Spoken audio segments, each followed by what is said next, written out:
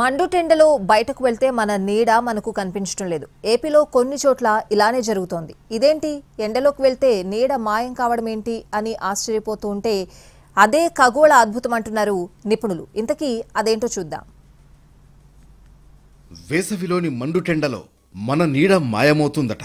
కొన్ని రోజుల పాటు ఈ విధంగా జరుగుతుందట. ప్రపంచవ్యాప్తంగా ప్రతి ఏటా ఏప్రిల్ నుంచి జూన్ మధ్యలో ఇలా కొన్ని చోట్ల జరుగుతుందట. దీన్నే జీరో షాడో డేగా పిలుస్తారు. ఇప్పుడు ఏపీలో ఈ నెల 5 నుంచి 14 వరకు కొన్ని ప్రాంతాల్లో ఈ దృశ్యాలు కనిపిస్తున్నాయి. తొలి రోజు గుంటూరు, గుడివాడ ప్రాంతాల్లో నీడ మాయమైంది. మండుటెండలోకి వెళ్లిన వారు తమ నీడ అదృశ్యం కావడం గమనించారు. ఇవాళ ఇవే దృశ్యాలు విజయవాడ, ఏలూరు, తాడేపల్లిగూడెం ప్రాంతాల్లో కనిపించనున్నాయి.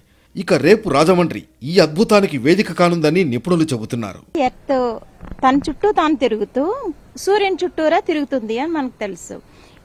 ఇలా తిరిగేటప్పుడు ఇది 23.5 degrees వంగి తిరుగుతూ ఉంటుంది.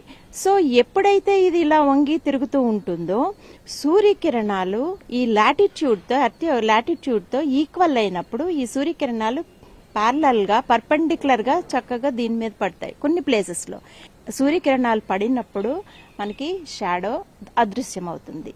సాధారణంగా ఎండలో నిలబడితే ఏదో వైపు నీడ పడటం గమనిస్తాం. కానీ జీరో షాడో డే నాడు నీడ మాయమవుతుంది. ఇది సూర్యుడి మార్గాన్ని అర్థం చేసుకోవడానికి ఉపయోగపడుతుందన్నది నిపుణుల మాట.